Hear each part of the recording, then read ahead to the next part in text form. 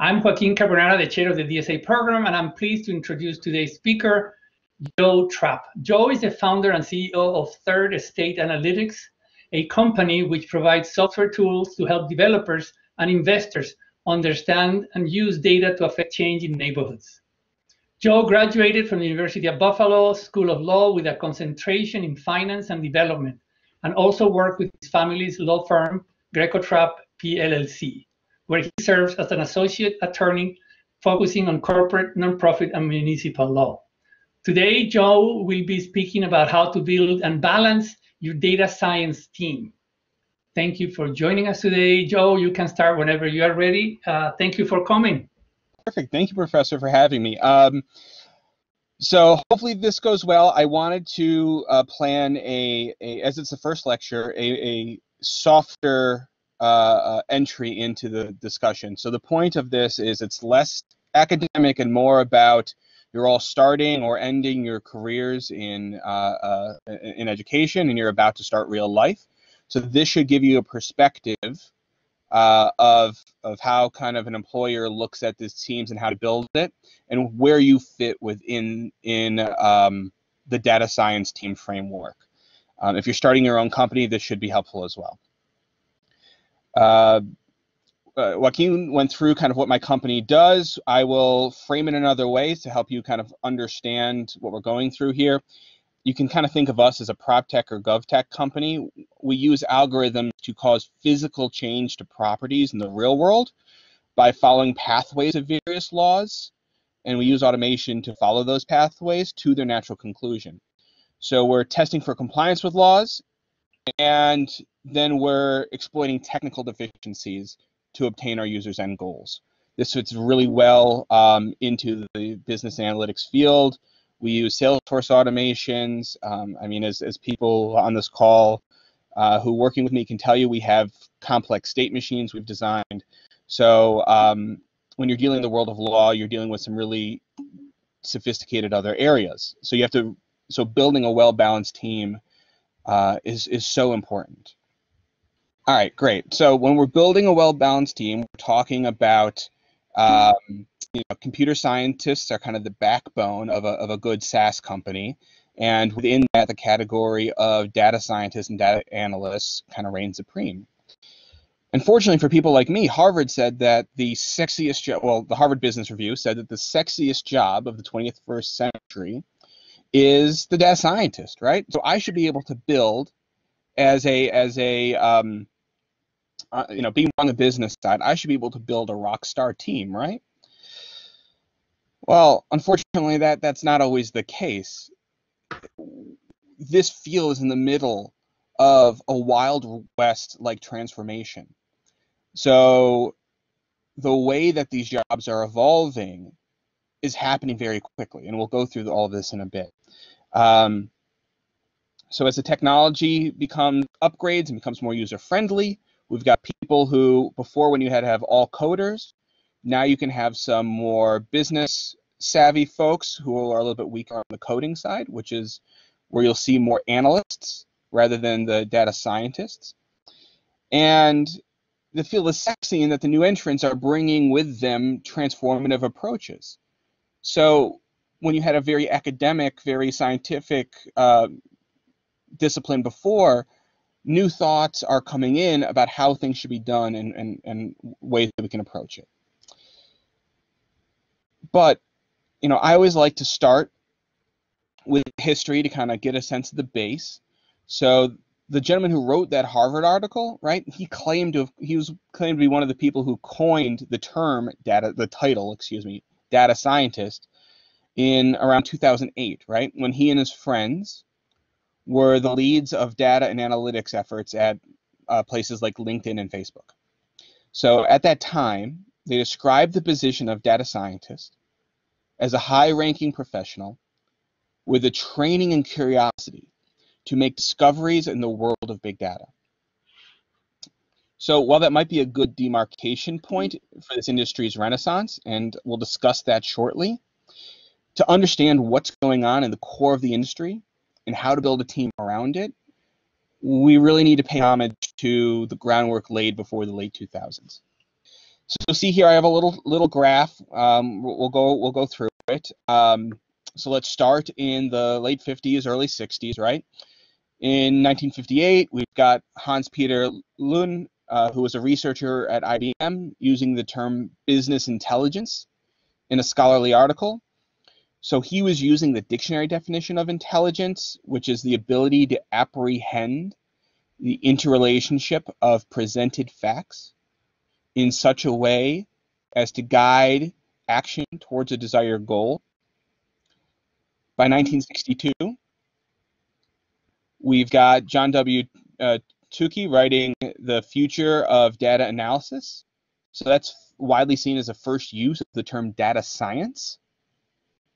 By 1977, he published Exploratory Data Analysis, which kind of kicked the can further down the road.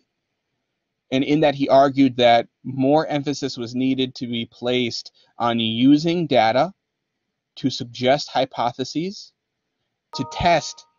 So we get from we've got data, we're going to test hypotheses, really the scientific method. And that paper, that book, was confirming that data analysis can and should proceed side by side. So the exploratory part, looking for it, and the confirmation part, testing it. And we actually just went through this with some students where we gave them a test set of data upon which they were training their models. So you can see this in machine learning nowadays. Okay, right. So as we can see, we've got up to through the 70s, we've got academics hashing out kind of the bounds of an emerging field, arguing who should be considered in it. By 1980, we've got companies like IBM and Kodak reigning supreme, while upstarts like Gartner are just getting off the ground. And I should actually tell a family story at this point.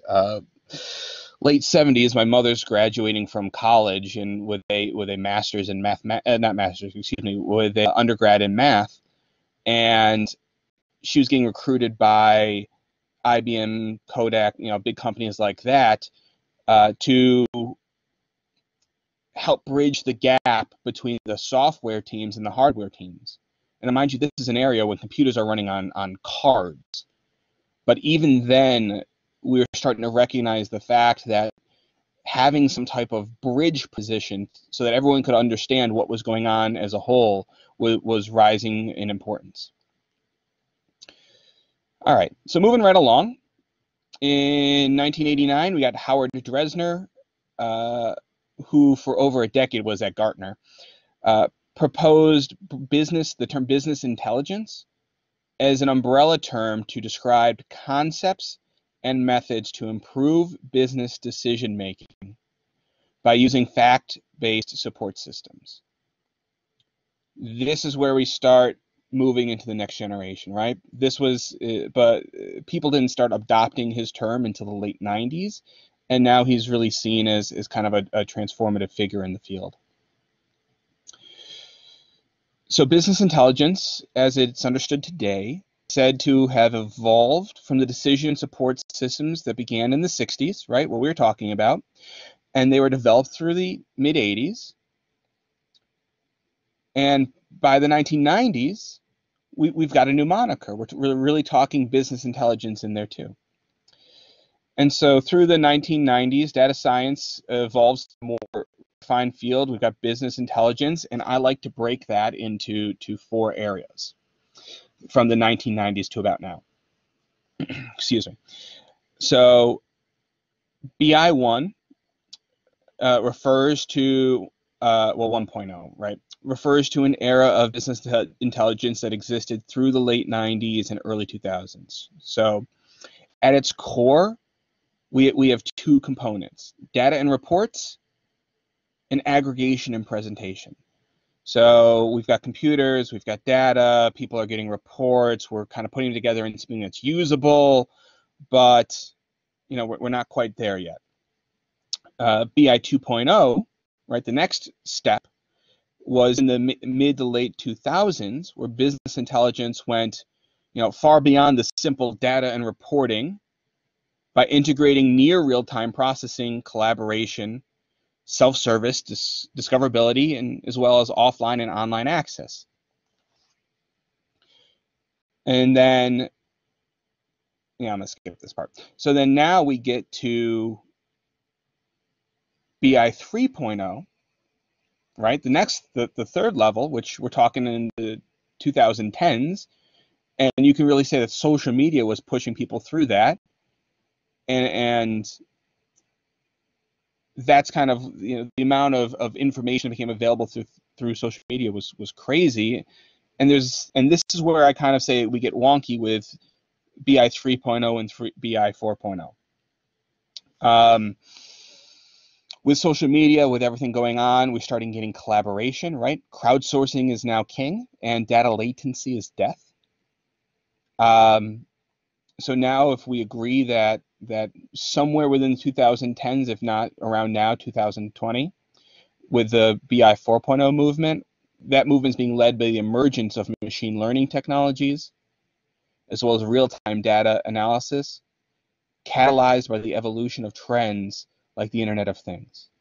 The easier way of explaining that is basically in 3.0, we have social media and all of that public data, our friends at Cambridge Analytica mining all this personal data about us, and by 4.0, we're talking machine learning, we're talking real-time analysis, and the real-time analysis is really the key element to 4.0. So I know that was a little bit fast, and this is recorded, and we can talk about it later. I just wanted to get through this so we could see what led up to today. But now now that we're caught up, I want to rock the boat a little with a personal and rather controversial view, right? I think we need to split off. We need to demarcate a major domain shift starting in 2010. So all that stuff we discussed before, great, important. But anyone who says they've been a data scientist or in business intelligence since before 2010, we as a business community, we should really look at them as individuals of a different era. And the reason why I think this is around 2010, that's where I see the rough line of advancements in technology and data availability had taken us to a point where innovation in the field was economically possible by those outside of major corporations and institutes of higher learning, right? In other words, startups started being able to enter the field and innovate and really take things to the next level. I see it as our Jobs and Woz in the garage with the Apple I moment, right? The commercial, getting it really down to the basics and the cores. And I mean, part of the reason is I also grew up in the 90s, and you had data warehousing, I had personal computers, but do you guys remember AOL and the dial-up tones of death? I mean, what was going on then was important, but what we can do now, there's no comparison. We've been advancing technologically at such an exponential rate. You really need to use this point of mass entry as a major shift in the field. I have another personal story, but I can tell that one later. We'll get back to that. So now that we've accepted the fact there's no such thing as longevity or significant prior experience in this field, right? So 2010 is not that long ago. We don't have people who've been doing this for 40 years. So we understand that we're kind of in a new world. We can now start to build our team.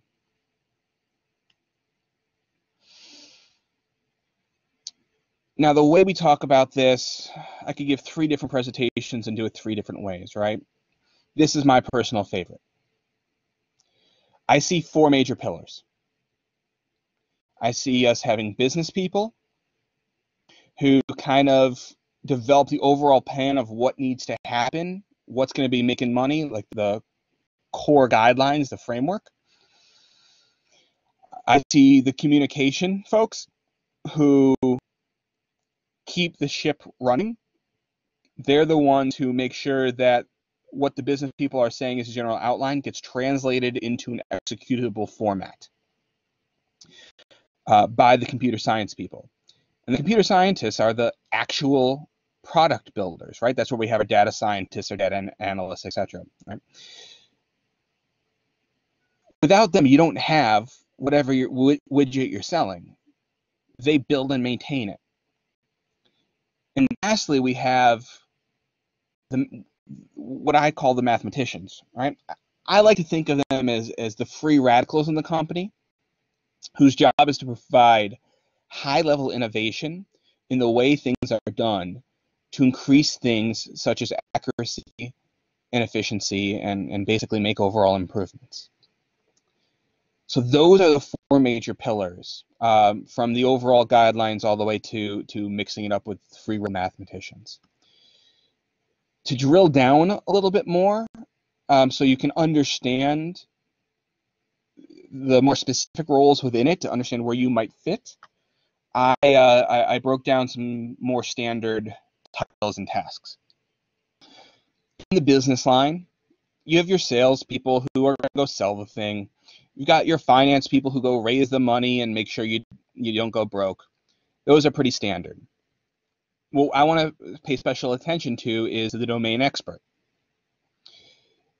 Right, if you're a domain expert, you're the one who's setting the overall strategy. That could be your CIO, your CEO, chief data officer, anyone like that. The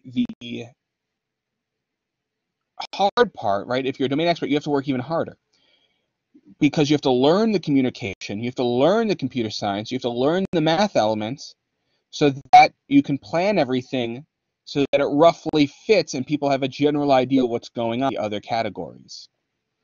That's generally the role that I serve, and it's super hard. I'll tell a quick story here.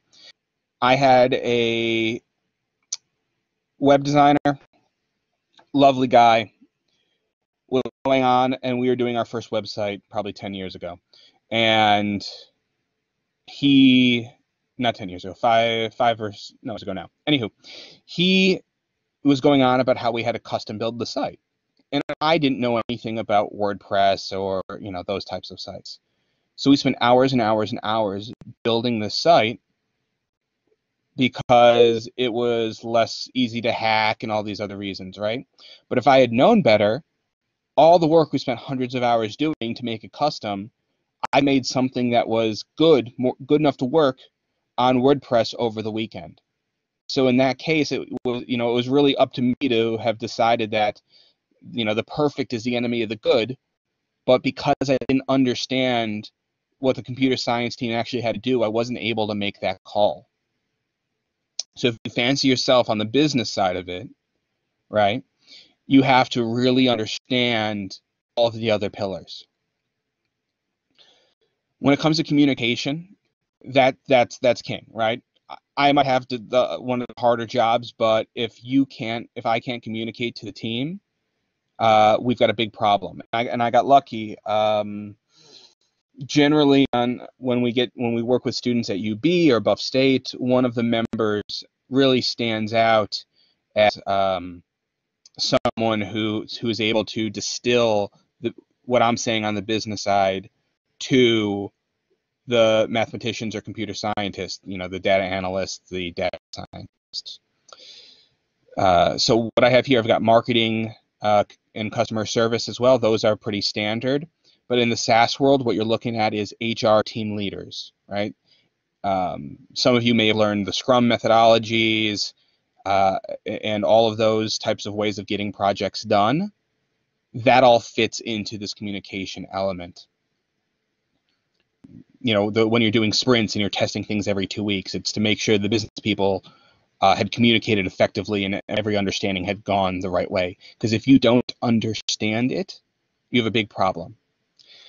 And I'll pick on my team a little bit right now. We're working with lovely folks, but there was a bit of a miscommunication. We were testing a new product, had to deal with homes in a city.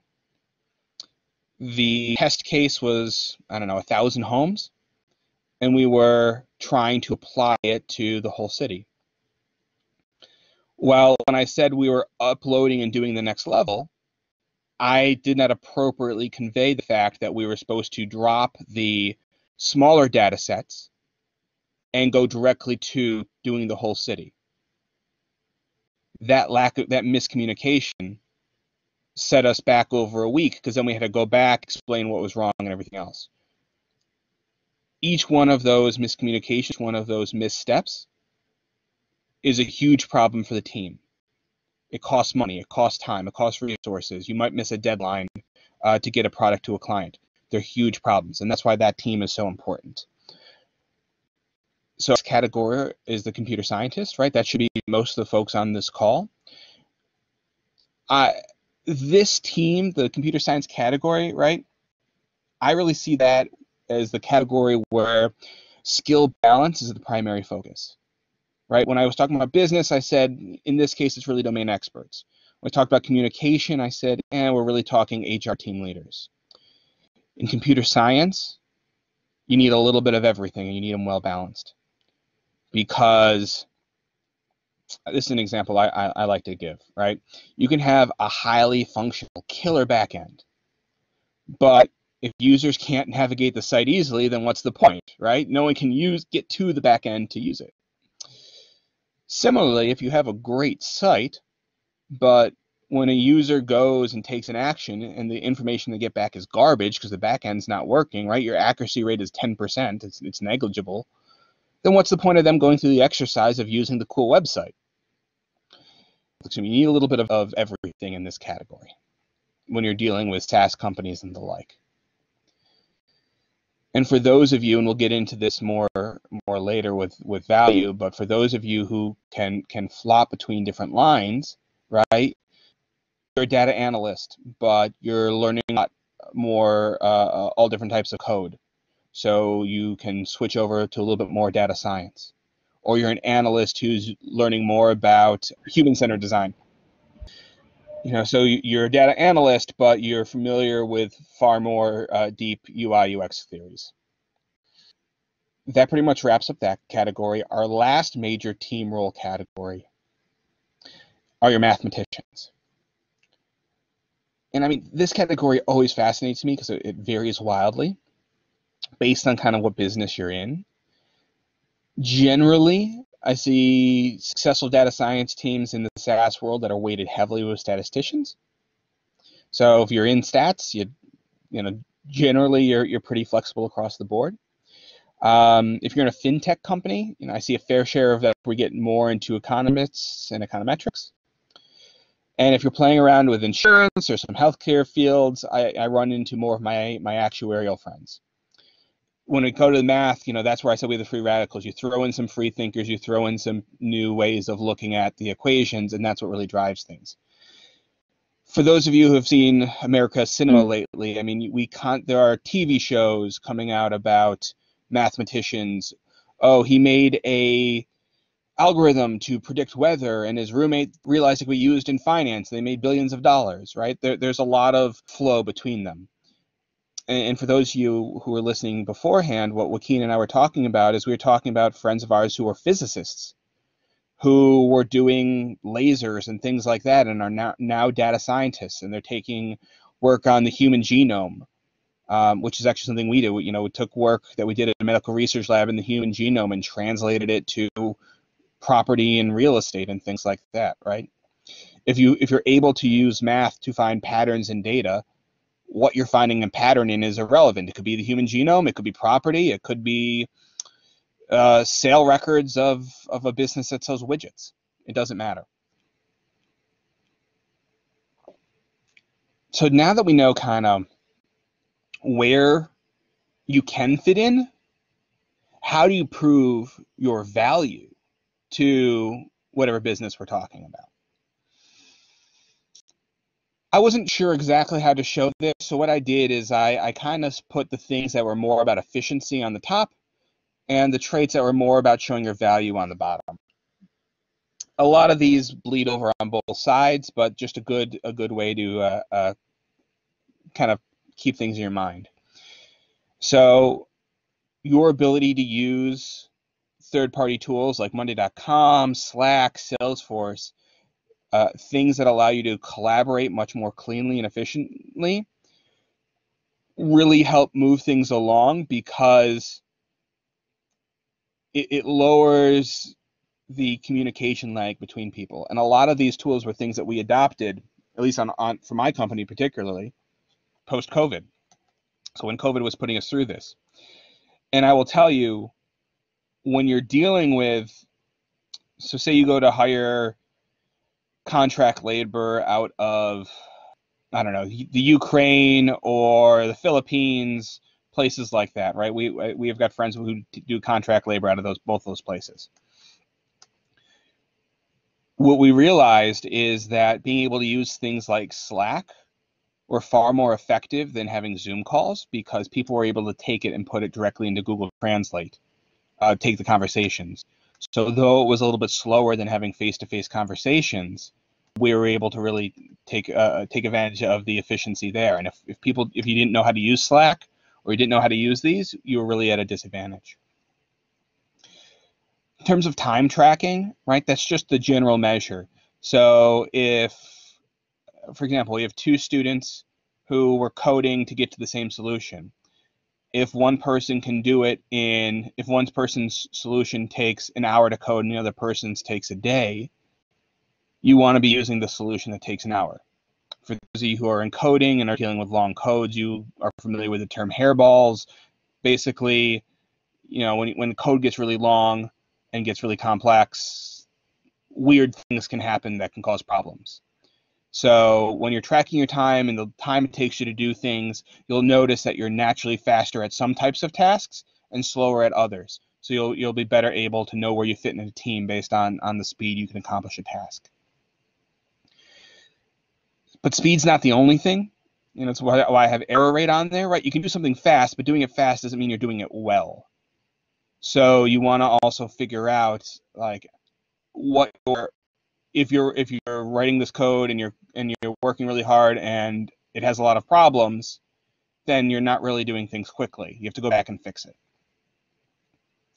And I was really torn about this one. I put it on efficiency, but it could really go to value too. This is a skill set diversity we were talking about, where if you're a data analyst, you should be thinking of picking up some extra skills as a UX UI designer, for example.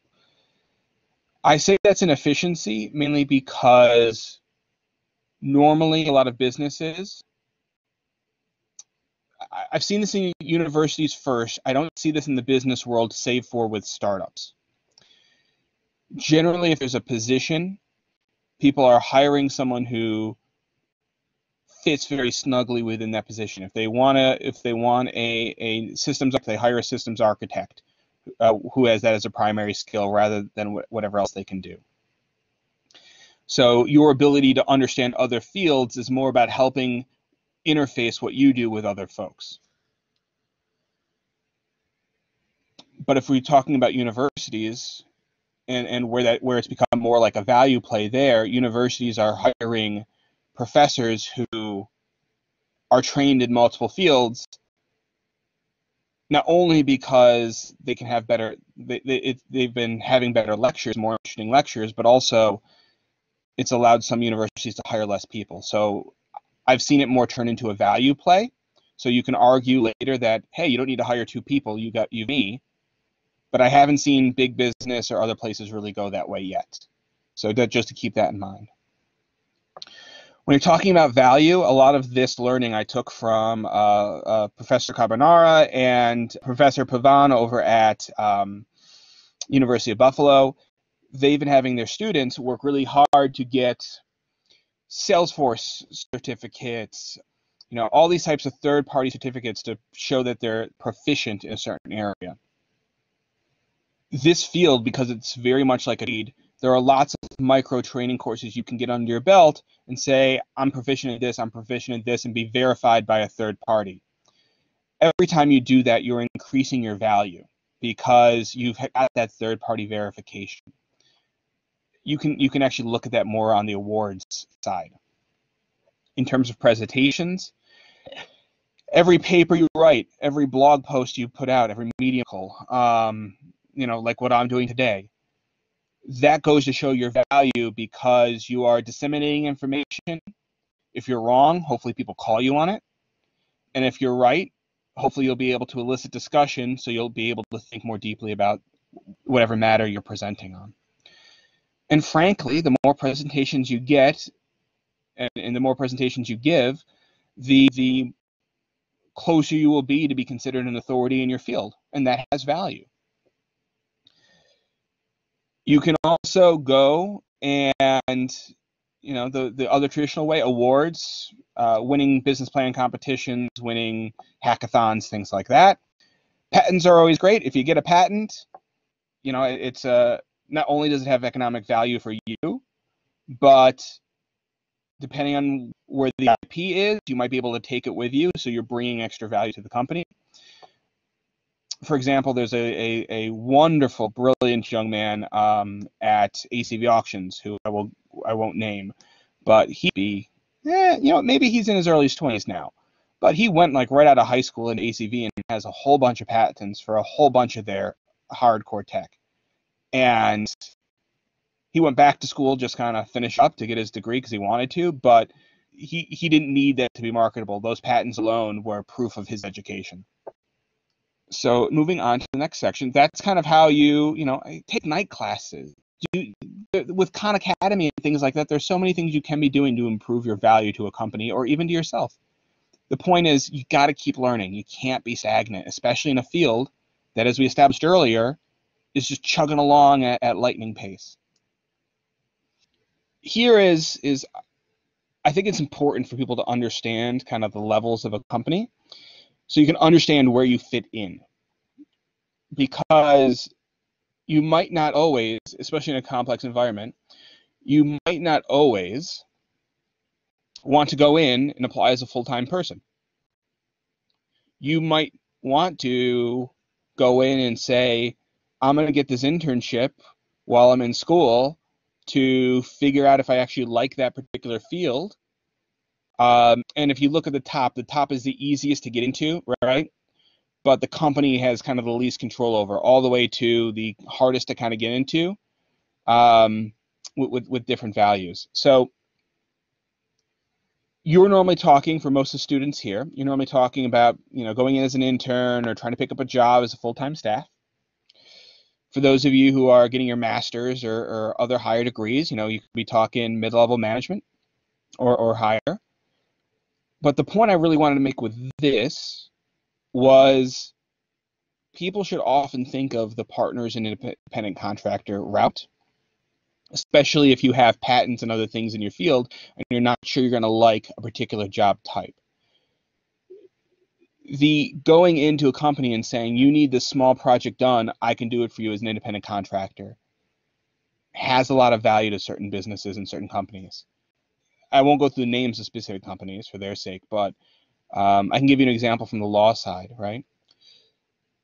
A lot of businesses in the last financial crisis weren't hiring lawyers directly onto the payroll because they're expensive. What they were doing is, banks, for example, were hiring a whole bunch of lawyers on contract to review fraud and other things coming out of the financial crisis. So it was a short-term need that banks had. So they used the independent contractors to scale up quickly. A good number of those independent contractors actually did get full-time jobs. A lot of my friends who did that ended up getting full-time jobs with that bank or others. So it's another way to kind of get your foot in the door that not everybody thinks of. Because to get a DBA, just kind of start a business, you could do that for $35 to get a DBA. You're not dealing with life and death things. You don't have a lot of liability for the code you're writing. You can see the other levels. If you want to start a company, you're going to be the officers. If you happen to be a higher level PhD or someone like that, and you have the opportunity to join a board of directors, right? Recognize the power of that position and how you can influence the company. Don't just be a board and sit there and vote, right? Those of you who really want to get experience and see things without having to worry about a whole bunch of other headaches of being an employee, go and join a not-for-profit doing cool things. Go and join the board of a local cooperative, or some things that are dying for board members, even if you're younger, and you can get a real good sense of how a business operates, what's going on, without having to worry about showing up at work every day. You go to a board meeting once a quarter and do monthly calls or things like that. Really get a great sense of the business with really low time commitments. So the next slide I have after this, we'll go into things more deeply, but the last major category I wanted to talk about is interpersonal relations. As you can see through all the little arrows and diagrams, we're talking about really complex things. This is not a clean area, but it is vital to how your business runs, because if the team members aren't getting along and sharing information and having a great time together, and everyone's siloed in their own area, then your entire business blows up. This is something HR is really in charge of, but frankly, each little node, each little person has a part to play in this. And this is often way underappreciated. I mean, you spend most of your time at work. You physically see most of these people more than you see your spouse or your parents or, whoever you're living with. So in order to break this down, we could get way deeper, but let's use 3 major categories, right? Whether you're the employee or the employer, I kind of like we'll start on the top left and kind of go counterclockwise around. I see this as what are called in the residential advisory world one-on-ones. That's kind of your quarter or annual meeting with management.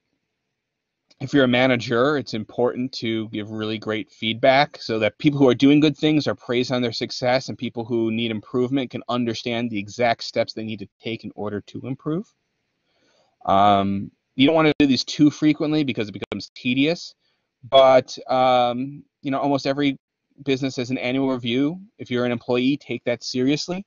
And if the business doesn't do quarterly reviews, you as the employee, I would highly suggest that, once a quarter, so it would be 3 times a year in addition to your annual review, you pop into your direct supervisor and just touch base, be like, how am I doing? Do you like what's being done? Do you have any general comments?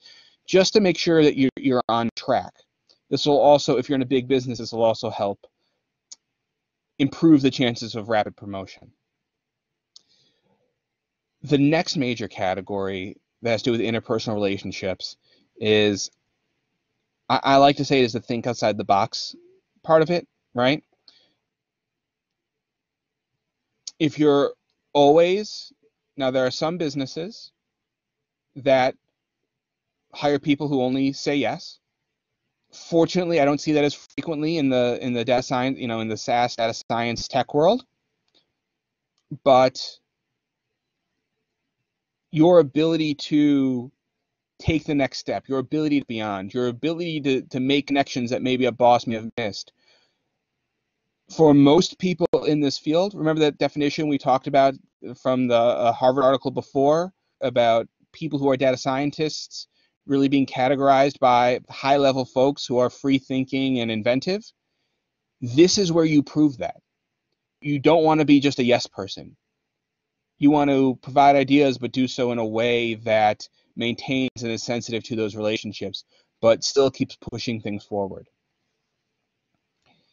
And the last part, which I think will be my last section before we just wrap up, the last part is really, the socializing part.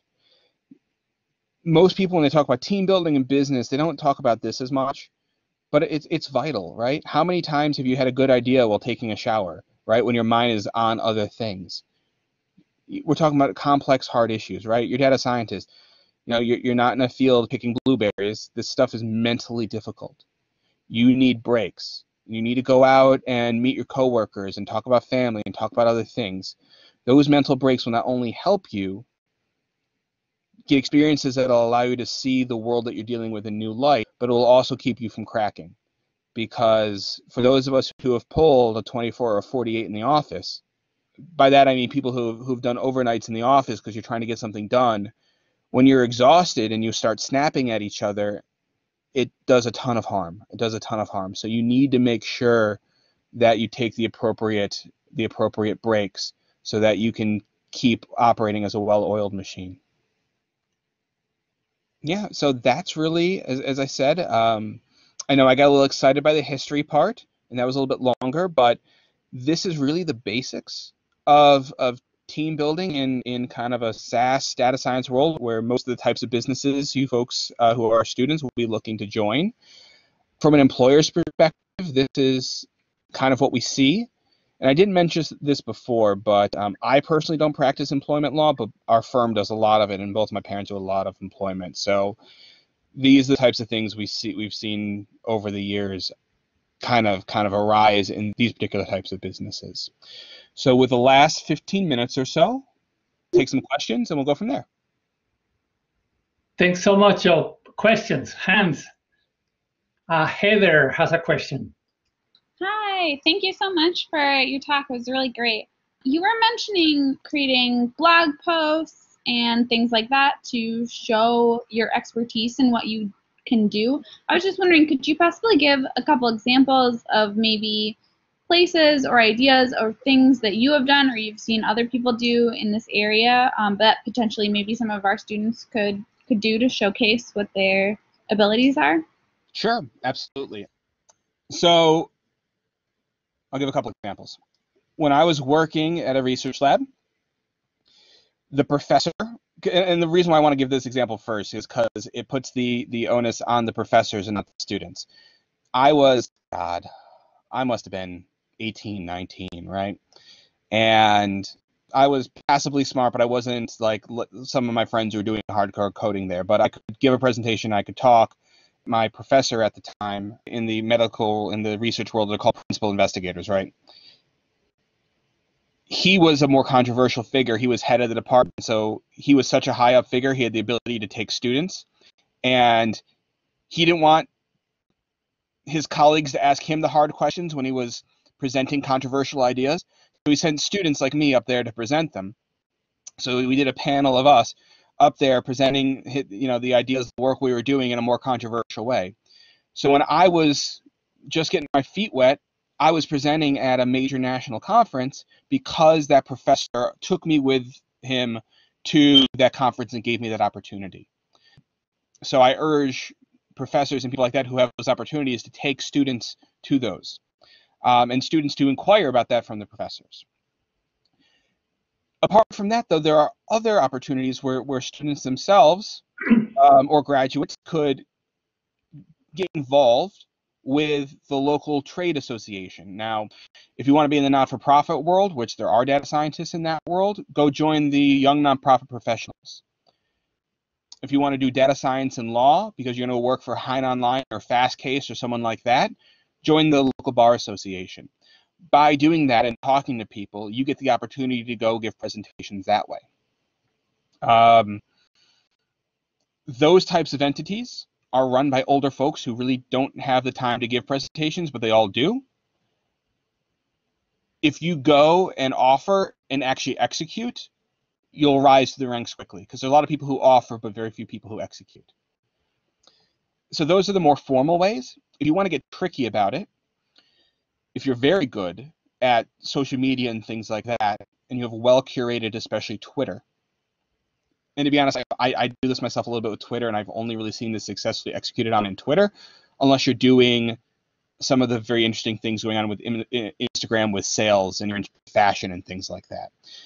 If you curate who you follow and who follows you appropriately, and you post the right type of articles and you do the right type of hashtags, you do the right type of tags, you can, with little snippets every day, rise up and become a voice in the industry out of nowhere through that.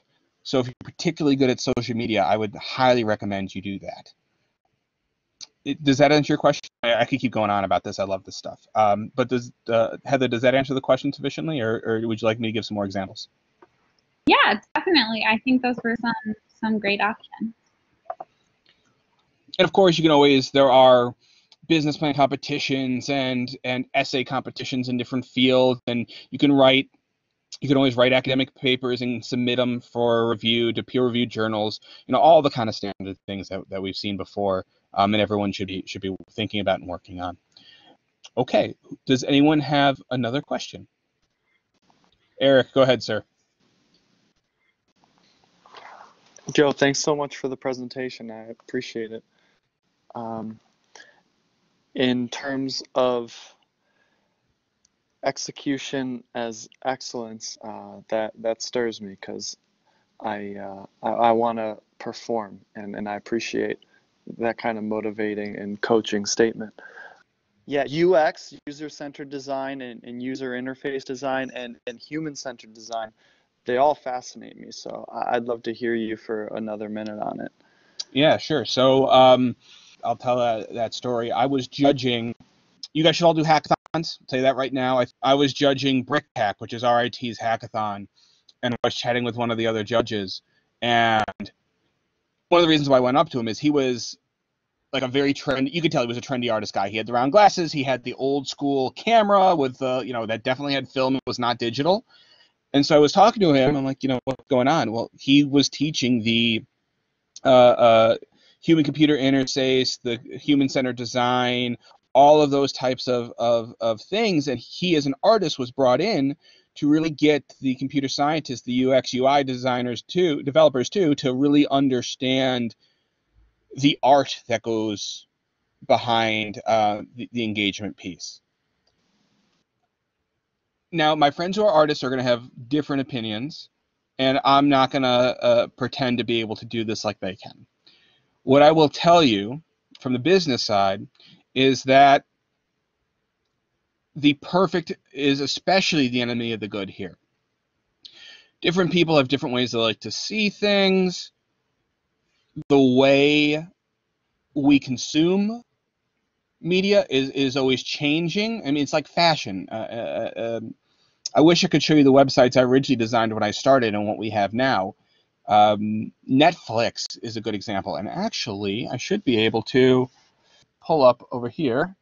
Do you guys remember Netflix when it had the buttons on, like these buttons were hidden, and before you had the pop-ups? The pop-ups where it plays the videos and this part on top. The way that Netflix keeps moving their design around about where the columns are and everything else is very much about this design. And the purpose of all of this is to drastically increase clicks, increase content, increase the value of it. So when the artists are saying, where is my eye traveling on the page? What's going to be popping? What's going to catch things? That's what makes it so important, because it leads directly to conversion to cash. The appropriate design drives me subconsciously to click a button. The appropriate design drives me to want to watch, in this case, Cobra Kai. Why? Because the top 10 list makes me feel like I'm missing out because everyone's watching Cobra Kai. Think of the same what happened with Tiger King. So that's kind of my 2 cents from the business person about how the artist element, how the design element, how all of that fits in. Because if someone like me can click around and navigate this easily, I had my 93-year-old grandmother using Alexa and interacting with Alexa, right? If my 93-year-old grandmother could do things like that, that is a well-designed process. Thank you all for having me and in indulging, my 45-minute rant. And thanks again. Thanks so much, Joe. It was wonderful. I enjoyed every bit of it. And we look forward to continue working with you and to seeing all of your success using data analytics